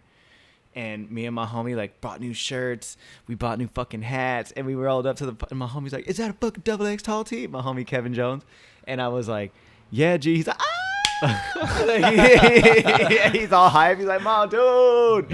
I'm like, yeah, son, you know what it is. We stay hypey, G. Like, it was hella dumb, but like, and then when I moved to LA, it was like triple X pro clubs. So I was like tough in the baggy clothes. I thought it was like, yo, I wanted to be like T.I., bro. I had my hair lined up, hat cocked to the side, like so tough. And then it got tightened up, which I was pretty against for a really long time. But if it started to come back in style, maybe. But now it's like I do really like the tighter clothes. Like they just feel better. That's how we are. The new songs are the tighter clothes. Okay. The older songs are the baggy clothes. The baggy. Good memories with those clothes, though. They were, but it's just that time period, and it stayed around for a while. The baggy shit. Okay. It got baggier, right? Yeah, it definitely got baggier. I think it would be fun to like reinvent those songs or like do something with like bringing them back in a way, but yeah, I think we're just kind of focused more on like creating the best music that we've ever created, and I think that's still to come, So okay, we need to focus our energy there. All right, that's fair enough. That's fair enough. I actually did. What did I say? The one thing I wanted to ask, but you kind of already had answered it, because you were saying the reason it took you so long is because you lost all the music, like it burned down. But the one thing that I noticed, and especially, like I don't know so much. Well, I guess it's in all music, because I listen to a lot of Latin music, and then I'll listen to a lot of hip hop, reggae, all this stuff. People now are barely putting out like full length albums. I feel like it's more about like a single game. Like people are like doing singles and stuff like that. So do you guys feel like any pressure to like keep yourselves relevant by putting out like a single here and there, or just like waiting and doing full length albums, like, or do you have like a battle with that? I wouldn't say we do have a battle with that. I mean, we are already working on the next single to put out. Are you separate from Arrival, or just, yeah? Okay. I mean, I don't know. It's weird. I guess nowadays, you know, because of the day and age we live in, I guess we live in such a short attention span society that people gotta put out singles. I personally like albums still. Yeah. But I mean, I don't know. I guess as long as the streams, the stream of music is coming from the artists I like, then I don't really care anymore. Like, it's cool to see a single and then an EP or a full length album come out. How do you listen to an album? Do you like skip around, or you do like start to finish? If it's an artist that I like, a lot because I listen to so much music all the time, but there's some artists like I'll hear one song I like and then I'm like, all right, I want to hear the whole album to see what that body of work is like. So I'll put it on the first song and then I'll play it through. And if someone starts talking, I'll start the song over again. Dude, I do the same thing. I do the same thing. So I try to like listen. I like to listen to things like all the way through. Because, you know, a lot of albums have like themes, like beginning to end. And I like to like get into that stuff. You're like, you're going on a ride essentially with what 100%. That's what it's all about for me. Like to listen it front to back, you know, where you don't got to skip. It's nice to listen to music like that. It's Those like are tough albums to make. The ones that 100%. That's an art form for sure. Well, I was at the creative. I was gonna say is like, especially because you are in the writing process, do you like to appreciate that in other artists, especially that you guys create your own like that? Like, you're like, oh, I wonder what they were going through or where they recorded this, or do you think more in depth about it than maybe somebody's like, oh, it's just, you know, that's why they put it in that order, and who cares? But like the artists, they think about it. Oh, for sure. Yeah. I mean, like I didn't really care that much for this album just because I think there was so much different stuff on it. But like Brady did a great job of taking those songs and putting them in a way that like made sense, you know? I listened to each song in every single combination. And we were thinking of like relative chord progressions, so like to put the songs together, the order of it, the track listing. What do you mean though? Like you know how you say the track listing is important? Oh yeah. I listened to every song on the album and I changed the combinations around to see how it would flow best from song to song. Oh. So I went the first song, I would play. Then I'll put another song and I'll be like, I don't like the way this flows. It starts too fast. It's too long to get into it, you know? So I like set it up like that where I as a listener want to hear it grow and evolve. Songs, some chords don't go nicely together too. So like you'll go from one song and you'll jump to the next song and you're like, oh, that didn't feel right, you know? Okay. So taking the time to make sure that like the you know, each song kind of talks to the next song. Interesting. I think nowadays it's really cool to have the ability to have a platform or like organize all of the new music that's coming out and the latest and greatest, like Spotify does. They do this thing called New Music Friday. Yeah. Oh yeah, dude. I'm on that every Friday. And that's a lot of the time how I find like the newest song or artist or something. And that's, you know, once I hear that one song, like Brady was saying, you know, you go check out the album. But I think listening from front to back is really fun. It also depends your vibe too. Like you're trying to party, because if you're trying to party, then you get your, you know, like your Bay Area playlist for you. Son. Like, you know, you have your playlist. It's just definitely the kind of vibe you are going for that day. Yeah, I've been, as of recently. Do you guys go through like music phases? Like, 100%. Like, you know, weekly. Yeah. Like all week you'll just be bumping like one album or one artist or like a certain vibe. I listen to like probably 2,000 new songs every week. So yeah, that's pretty tight. Weekly, dude. I like right now. I'm on a super heavy R&B vibe right now. Cool. It's been pretty epic. New this age or like this. Like it's era like R&B. But it's like a Snow Allegra. Yeah. You listen to Her? Yeah, I just heard Her yesterday. Oh, you gotta see her live. First time, oh my best God. part with featuring Daniel Caesar. Yeah. That song, dude. That shit blew my mind yesterday when I heard it. And then what's her name? I forgot her name. It's Confidently Lost. It's like Sabrina Claudio. Yeah, bro. Oh my God, her voice is like beautiful. It's all that music is like vibe. Dude. It's like a vibe. Like you turn it on, you listen to all of it, and you're like in a trance. Dude, my homie Ryan was like, "Yo, are you like feeling somebody right now? You crushing on somebody right now? Because this music is like it's vibe. It sets a vibe. It's like, it is. Nah, bro. It's just like I hear the song and I'm like, I feel like when I hear those like Snow Allegra has a song called "Fool for You." That's the new album, Yeah. right? Yeah. Our old bass player actually plays with her now. Really? Buddha, yeah. yeah. Dude, she first time I heard that song, I rewound it like 4 times, and I was just like, "Yo, like, Yeah. I could like it made me feel some type of way." Like I was like, "Who is this Well, girl?" her album Like, is called Feels. I know, Yeah. bro. But that's what I'm saying. When I started listening to these girls that I've been listening to, like that type of R&B, just recently, it's like I didn't even know I had that type of feeling inside of me from music, and it was like, I feel like hella sexy when I listen to it. You got some lingerie you listen to that in or what? No, bro. Like I'll do it, but it sounds good in the coffee shop too, though. So it's like, yeah, whatever. That's the pace for it. That's why, Yeah. in the coffee shop, it's a vibe. Going It's to a coffee shop vibe, is bro. a vibe. Dude. And plus, like that type of music, I feel like if I haven't heard it, I mean, I know there's a lot of people who are listening to it, but it's also a place in the coffee shop. And this ties in with our like basically what we're talking about with music is that in the coffee shop, I've always found that you go there, and especially if it's like a new age coffee shop, people are going to have music that you've never heard, and you're like, yo, this is really good shit. Like, hey, who's that artist up there? Or like, I seen a guy one time, we were playing Chromeo, and this guy was sitting at our like we have like a bar, if you will. This guy was sitting there, and he was like straight up, like getting it hard, and he's like, oh, I'm at this coffee shop, they're playing good ass music. I heard him talking on the phone. I was like, oh, hell yeah, bro. I was like, that's what's up. When you're hanging out, you gotta have. That's like for me, that's essential to a hangout. Dude, gotta have the like tunes. sometimes I'm at home by myself and I'll put on like that kind of shit, and Yeah. then I'll light some fucking incense or Yeah. put on some like some lavender in the diffuser or whatever. There and you I'm go, Like, there like you you go. said, you're feeling sexy. Like Dude. you're feeling hella feeling sexy. Like, yeah. Yep. You got a little bit more like pep in your step, bro. When Yeah. you're listening to that, you're like, hell yeah, I know I look good. You're feeling Yeah. yourself. You're like, dude, it's the best. It's cool when you're creating those, like producing music, and you're feeling those vibes, and then you're like, it's cool to have a conversation with somebody before the lyrics are written to be like, what does this feel like, Yep. That's a lot of the ways that like I'll come up with ideas, and then normally it's like the first thing that I hear from somebody is what I'll normally write about, It's like it's Interesting. important that like initial feeling is like kind of what Dude. you write about, Yep. because All energy. yeah, it's pretty cool. What's your creative process like? I'll normally like. It used to be. I'm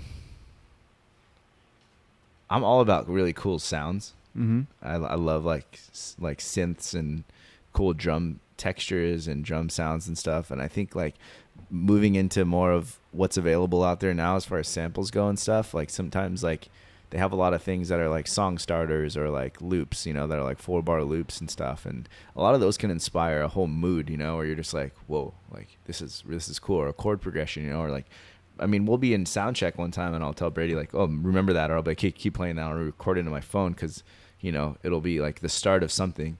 And then like, or I'll hum something in the car, I'll hear something that just will come to me. It's weird. And you hum it in your phone. I have like hundreds of voice memos that are pretty funny. Like when you plug your phone in and go to iTunes and it'll start like going through your songs. Oh shit. And it'll go through like your normal songs, and all of a sudden you'll get to your voice memos and it'll be like you humming. Well, it's like people in your house. You're like, oh shit, like gotta change Sorry, that. guys. Yeah. But normally it's like something small like that.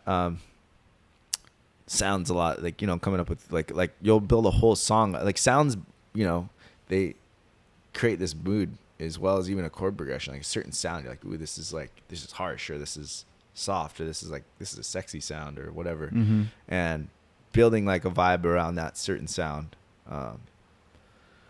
And I use Ableton to create a lot of my music. I used to be a Logic guy, but I think Ableton's just a lot more like, it's kind of ugly to look at, but it works really well. Well, I mean, that's all really, really good. But I mean, is there like, do you smoke weed? Do you like have a cocktail like when you're doing that as well? Do you? I like to create music in the early morning. Okay. Like that's when I like create a lot of really cool stuff. Like early morning, like 4 a.m. No, like 6 in the morning or 8, 6 to 8 in the morning. Damn. Yeah, we had those sessions. Remember when we were working on the last album where I would catch the bus like every morning at 6 to meet him, and we would work from like, 6 to 3. 7:30 to like 3.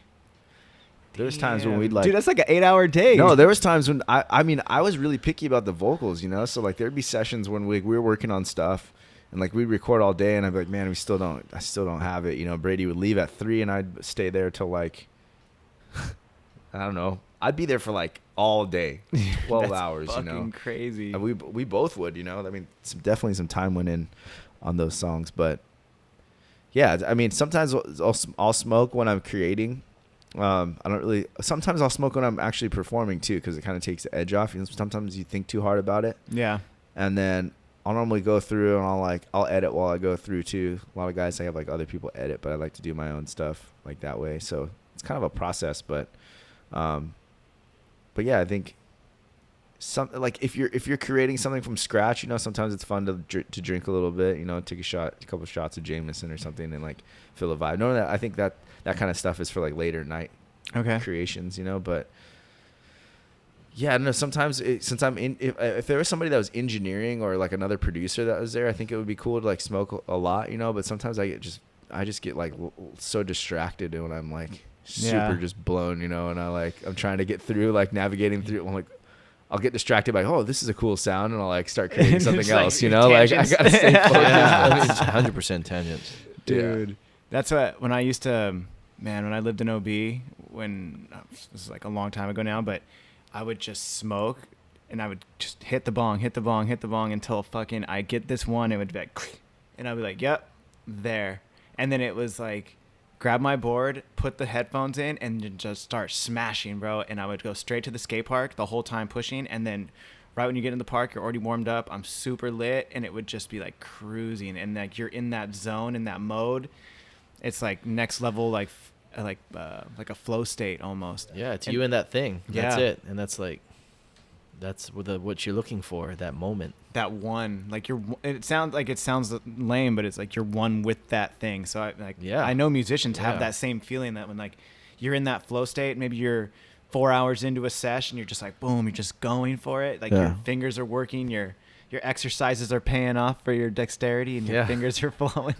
I think a lot of it too, I think for a musician, for like an author, you know, I mean, I feel like there's a lot of the environment really has a lot to do with it too. Like you could be, sometimes your environment can starve your like creativity, you know, and I think like, or it can at least like prevent it. For me, like being in a certain room or somewhere that makes me feel comfortable really helps a lot, you know. It's like, you know, you're vulnerable when you're creating music and creating ideas, and even like singing things that like don't make sense, or melodies that like have no words, you know, and you're just in there like making noises and just get where you need to be, and people are like, what the hell's going on in there, like kind of animals dying in there, you know, like. So I think that the environment has a lot to do with it. That's a huge part of like, you know, like creative process. I was lucky enough, there's a local musician, his name's Skylar Lutz, and he has a studio in OB. That's where we did all like the vocals and pre-production and stuff for the album. He was nice enough to let us use that and open up the doors for us to create there. And that was like, he went on tour, and it was like, hey, I'm going to be gone for this amount of time. Like, here's the keys, like come whenever you want. And I would literally, like, Brady and I would spend hours and hours and hours there. And like, I mean, it's built into like the side of a hill, so you can just like let loose until like 4 a.m. and no one can hear you. Damn. So yeah, I mean, props to Skylar for letting us use that spot. Definitely like a blessing. That spot allowed us to get this thing done, you know. That's what's up. So I just moved into a new place. I got a new little like studio that I set up, and I feel really comfortable. So I think some of the best music that we have is yet to come. Yeah. That's tight. It's feeling good right now. What about the new single? You guys were talking about you're already working on a new single? Yeah. So it was actually, we wanted to, it was funny. I lost track of my thoughts when we were talking about like albums. This album was supposed to be like a 17-song album. So we have like, you know, we have a lot more ideas, like 6 other ideas that are on the table that didn't get put on the album.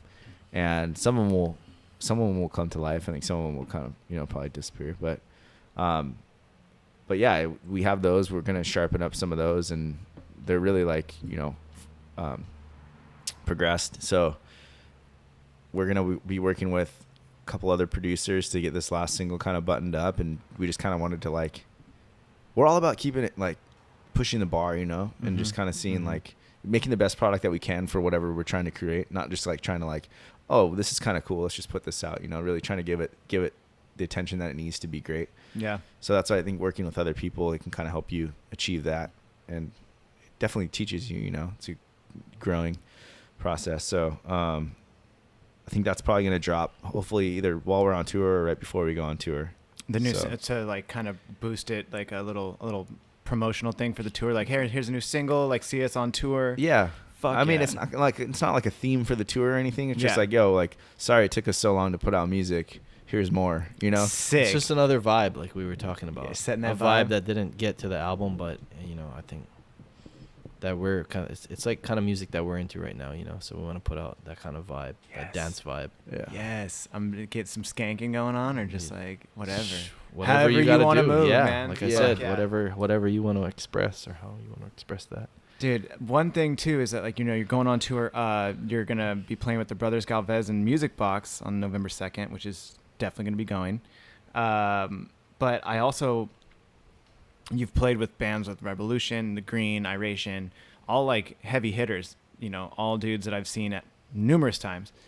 But is there anybody who, out of all those people that you've played with, that you were kind of like maybe like starstruck, or you still trip out that you play with them? You're like, oh damn, this is like the homie. Like, oh my god, like I'm such a fan. But you're sitting like right here now playing with me, or we're playing together, jamming out. Like for any of you guys, for both of you, I should say.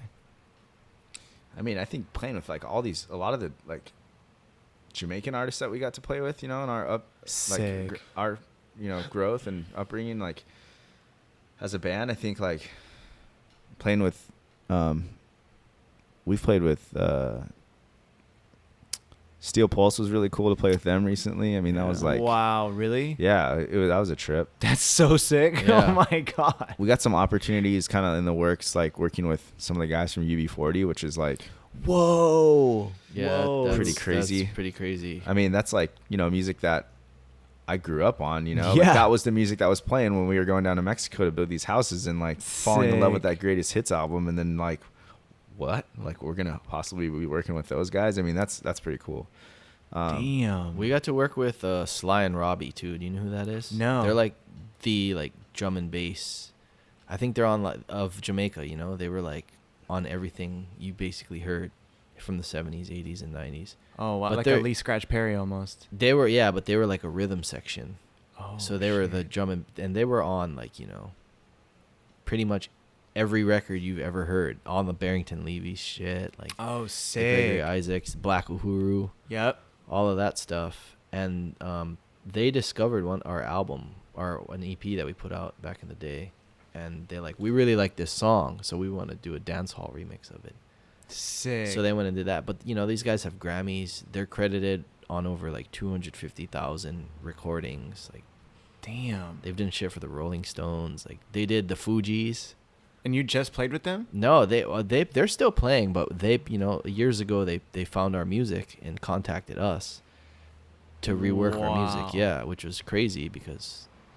That's an honor. Yeah. That's like a super honor. They did the Fugees. Yeah. They did, That's fucking badass. Their track listing is crazy. Damn. Have you guys ever played with like Israel Vibrations? No, but what's funny enough? We were in Austin one time playing. Was it Austin? Yeah, one of the guys lives there. Came to the show. And he's like, hey, like go in there and get one of those guys. So like somebody came and got, was it me or you? I went out there, I know. I think we all went out at different times to say hi to him. But he like called us out because he said the music sounded good, and it was one of the guys from Israel Vibrations, gave us an album, signed it for us. Whoa. Like heard us playing and stopped and was That's like, yo, so it was sick. super cool, man. Dude. Yeah, I saw them at the Belly Up. Oh. Yeah. They were so sick, dude. Just like they had their things. Yeah, they got polio. The polio. Yeah, they had their crutches, and then the dude, like, one of them couldn't bear without of it, and then there's the one main lead singer. He like took his crutches and he was just holding them, and he was like skanking, and I was like, what a G, bro! Like, how are you about to do that right there? And then he just puts them back on, and then just like skanks it out the whole time. Yeah, like, dude, that was Bob Marley's favorite band. Was it really? Yeah. I never knew that. How did you know that? Some reggae historian nerd that I hang really? out with. Yeah. That's awesome. Yeah. Dude, who's your favorite artist? My favorite artist, a reggae artist. Anything. Shit, I'd probably say like Third World, Still Pulse, Ukla the Mock from Hawaii. Yes, Ukla's so sick. Yeah, they're like, that shit changed my world. Yes. Because, you know, I would always listen to like the old school stuff. But when I saw them play, I was like, wow, this is really, really different. But it's reggae still, you know? Dude, that's a vibe. That's Yeah. another one. When I heard Ukla the first time, I didn't even understand what I was listening to. Yeah. I was smoking with my homie Ruben from Maui, and we were sitting there, and he's like, bruh, this shit is tight. I'm like, you know them? And he's like, yeah. And we were just sitting there, and I was all, let's go skate now, bro. And then we just went, and it was like bumping that, like Love Light. Yeah. Oh, my God. Or, what the fuck is the name? Generation Man or something like that? Is that what it's called? Or Yeah, Creation Man. Creation Man. Yeah. Yo. That's a vibe. Next level, bro. It's a vibe for sure. Dude, what about you, Evan? UB40 is a big one for me. I really like UB40. I think, I don't know, I listen to so much music, you know. Yep. It's kind of about like absorbing it all and creating, you know, like based on all of the music that I hear that inspires me. It's hard to say like specifically a certain artist, you know. Mm-hmm. So I just jump around way too much. Yeah. It's just whatever you're feeling that day, maybe. Yeah, I mean, yeah, exactly. Yeah. I like Anderson .Paak right now. That's my favorite. Is that the one that's like on repeat for you? Yeah. Dude, sick. I like a lot of the new wave stuff that's coming out of Jamaica. Okay. There's so many talented artists. I just saw Protege the other night when I watched his show and was hanging out with those guys and his keyboard player and just like talking to them about everybody that's coming up over there. And, you know, Coffee is a really dope new artist. She's like 19 or 20 years old. And she just like dropping some knowledge on people and just like rapping or what? Yeah, she raps and like, it's kind of like that dance hall style of rapping, you know, but, you know, she's really, she can sing too a bit. And, there's some other artists, this girl, Savannah, you know, however you want to call her, but I think it's Savannah, but, she's great. She has a great voice. Jane, I forgot her last name, starts with an M. Mark, I don't know. You got to look it up. Jane something, but she's on Protege's label. But like any of those artists over there that are coming out right now, I mean, Chronix is super dope. Dre Island and Jesse Royal and like just all those new wave Jamaican artists. Runkus is really dope. He's really, really dope. But yeah. Have you heard of Ravina? No. Have you heard of Ravina? Dude. She's I think she's like Hindu.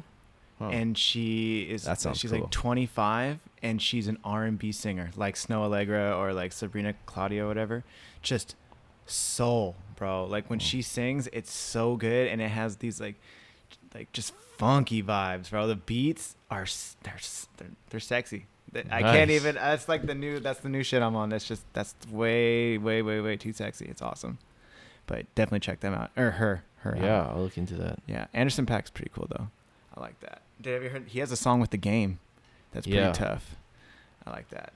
I think something we haven't talked about that I think would be good to talk about is like, for this album, we were able to sign with Law Records. Well, I was going to ask you about that because I had Paul on the show. Yeah. Yeah. So, how's that? Dude, Paul's a fucking man. Yeah. Dude, I love Paul. And it was interesting. We were talking about having you guys on. I think that's kind of like what sparked this whole thing, and it happened fast, which was awesome. But yeah, so what's that like? It's cool. I mean, like you're talking about people that you look up to that you're like rubbing shoulders with. I mean, just like the Pepper guys, you know, growing up and like they were one of the bands, you know, looking up to one of those, you know, those bands that we looked up to. And just the fact that like we would run into them at shows. We're like, do you see us doing something together or a collab or something one day? And then like, sure enough, you know, years later, we were kind of always talking about doing something together, but never really knew it was going to be like signing with their label. But those guys are, you know, really cool. They believe in us to have some guys that like have gone through the, you know, the struggles of like labels and working with artists. And I mean, artists working with labels.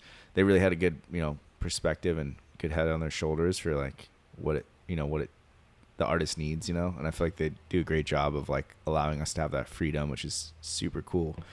But you know, it's just, they have a lot of experience and we're just excited to see what's to come with, you know, working with them. And it's been a cool experience so far, and got on some awesome playlists and stuff. So Yeah. Yeah. Hell yeah. That's awesome. yeah, we're pumped on that. And working with Paul is kind of like crazy full circle, you know. I mean, Yeah. just being that like he was one of the boys, and then he's doing his thing like in parallel with us working on our, you know, building our band, and then him working with the label that he was working with, and then now he's, you know, the general manager for Law, and he works with us like, you know, every week, and Yeah. it's cool, you know.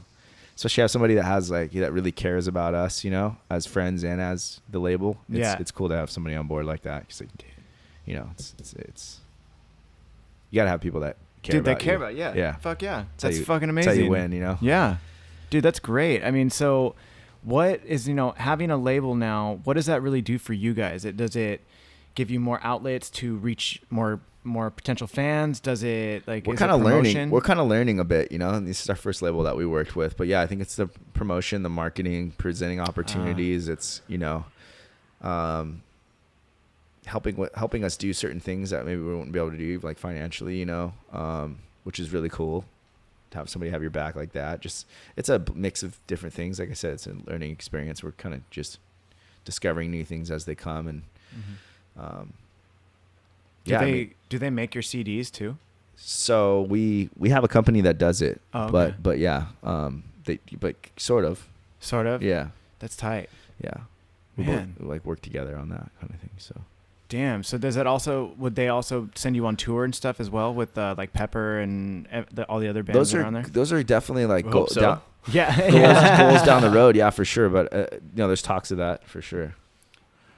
How do you think, you know, I know, especially being from Hawaii, Brady, that Pepper's like a really big deal out there. Yeah, it was crazy. For you personally, was it Like, just like back to what you were saying about, you know, if you're like starstruck style. I used to go watch those guys play when I was like in high school, you know, and I thought that was the vibe for that shit was crazy, you know. Yeah. They got people going. The characters that those guys are comes out on stage. It was like, for me, I'm a huge fan of them.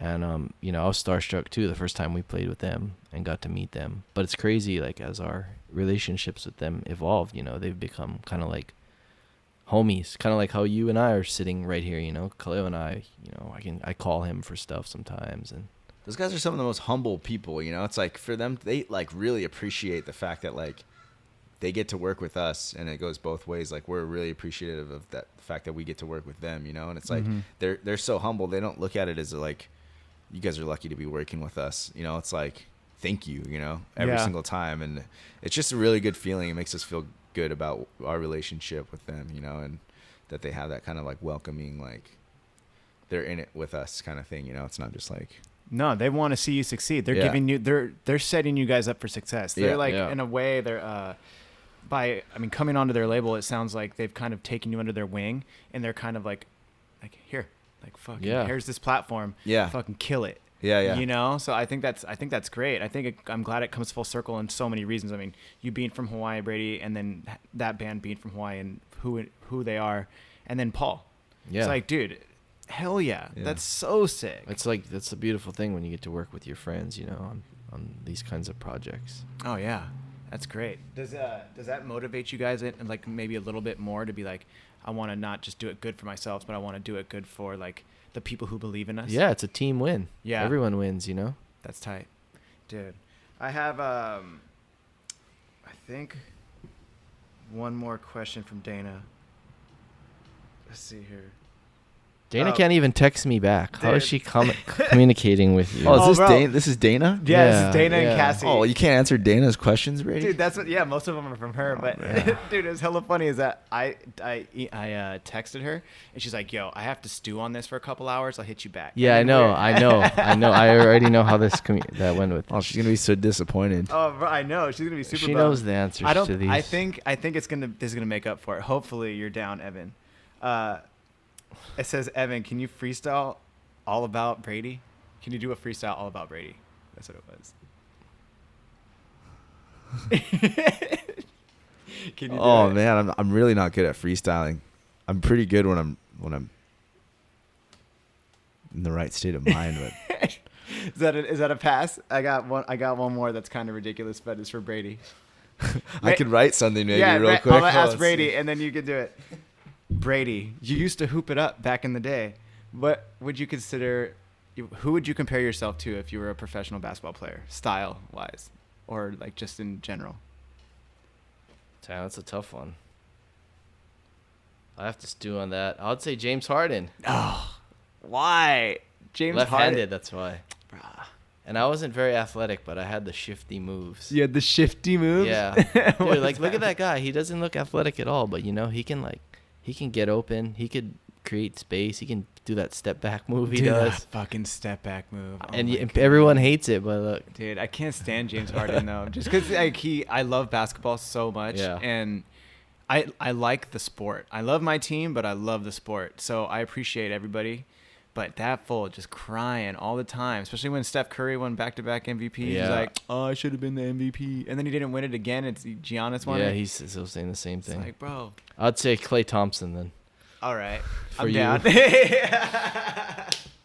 Dude, I like, who's your team? Lakers. Is it the Lakers? Yeah, they've been my team for forever. So you and Sisflo definitely get down on some Lakers. Yeah, big time. And, you know, it's been hard the last, 5 or 6 years because they've been kind of the laughing stock of it. Even the Clippers are better than them. Yeah. So it's like it's been hard, but having LeBron come in and Anthony Davis, shit gives us hope. Dude, and you guys got Dwight Howard. Yeah. Dude, that's stupid good. I have a lot of Laker fans around me. It's pretty tough, but dubs all Yeah. day. Props to you though. I'm stoked for you guys. You guys were able to have that run that you guys Dude. had last year. It was really nice to see. For a while, I was like, "Fuck them," because Alex. Oh yeah, Alex Odell. was just in my face all day about the Dubs, even when they were terrible, and I was like, "Shut up, Alex." And then they got good, and then that was like the worst thing because I would hear it all the time. Yep. Oh, dude. Like we would be watching like Lakers Celtics games, and he would be like, "Warriors." Yeah, And yeah. I'd be like, "Bro, shut up." That's how I am with the Raiders. Yeah. Who won the Super Bowl? Raiders. Yeah. Okay. I get it though, but I'm stoked for you guys because you guys had a lot of tough years. Al told me there were a lot of games he went to where it was $5. Dude, I sat 6 rows up from the floor. It was Baron Davis's first game as a Warrior. Is it the Believe years? Yeah. $17. Yeah. $17 for a ticket. I was like, dude, the last row, there's I think it's $250 for like a seat in the very, very Now? last row on the third, on like upper Yeah. deck. It's fucking, dude, $250.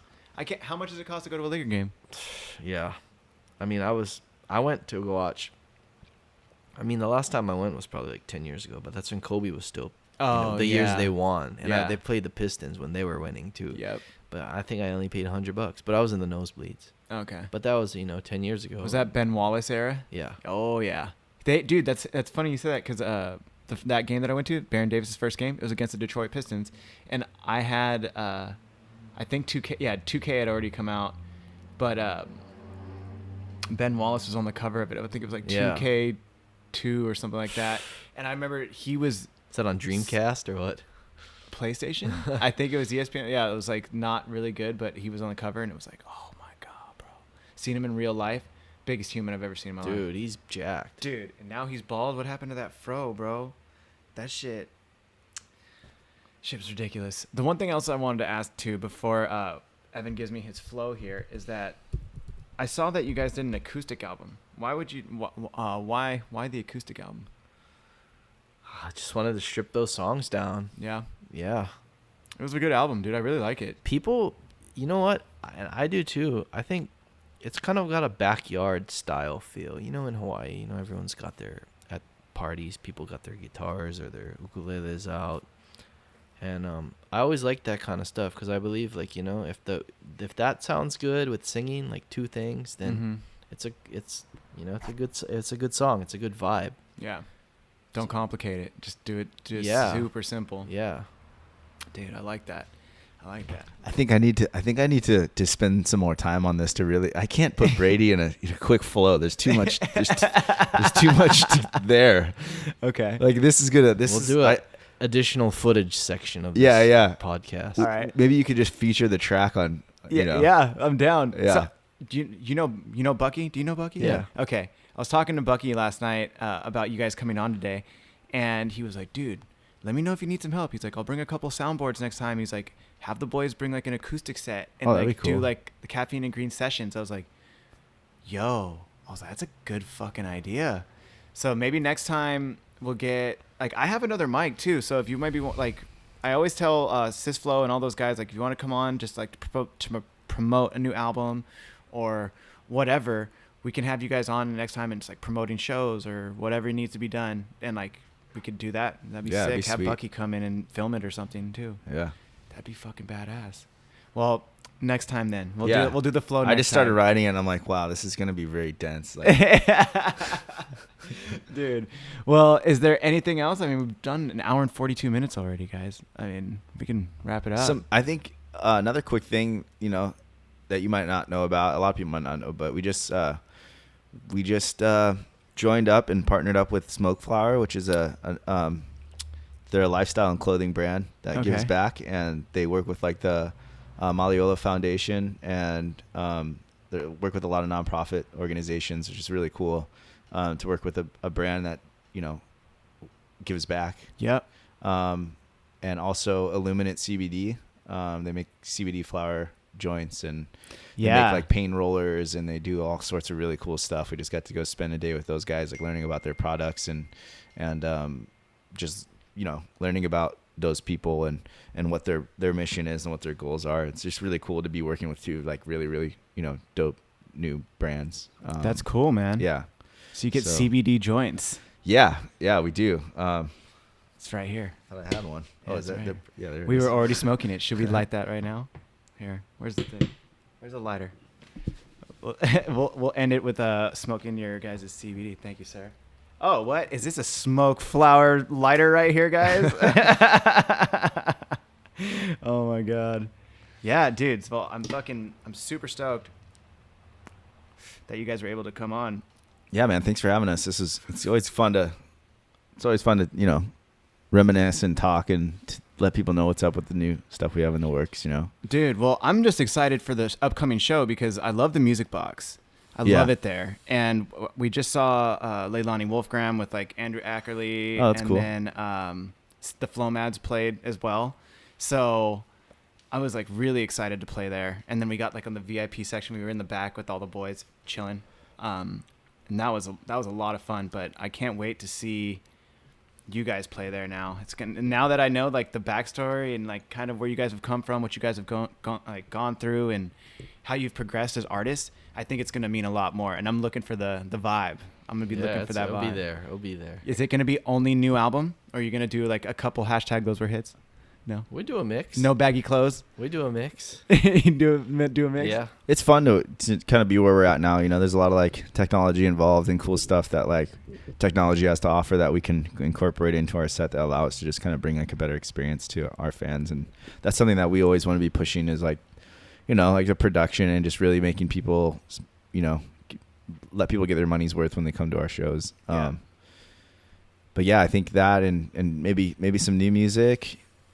Who knows? The new single. Yeah, maybe. It's always fun bringing new songs to the table, you know. Fuck yeah. But yeah, I think that's a kind of more intimate venue too. You know, it's not like Observatory where it's like super.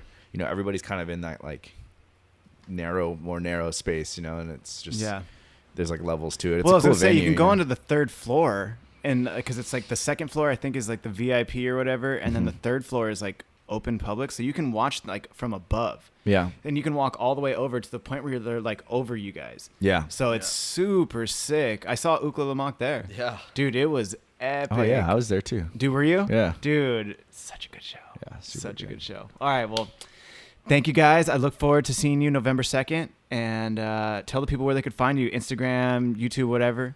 ThroughtheRoots.com. Okay. That's a good one. Kind of links to everything there. Of course on Instagram. Check us out on lawrecords.com. Yep.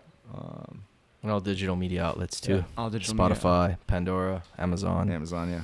Napster, Napster, YouTube music videos. LimeWire. Nice. Kazaa. Wasn't it Yeah. Kazaa back in the day? All the ones that crushed the computer, killed your computer. Yep. And watch out for the virus. Yeah. All right, boys. Well, Brady, Evan, thank you so much for coming by Caffeine and Green, and see you guys soon. Take care, man. Thank you. Fuck yeah. Peace.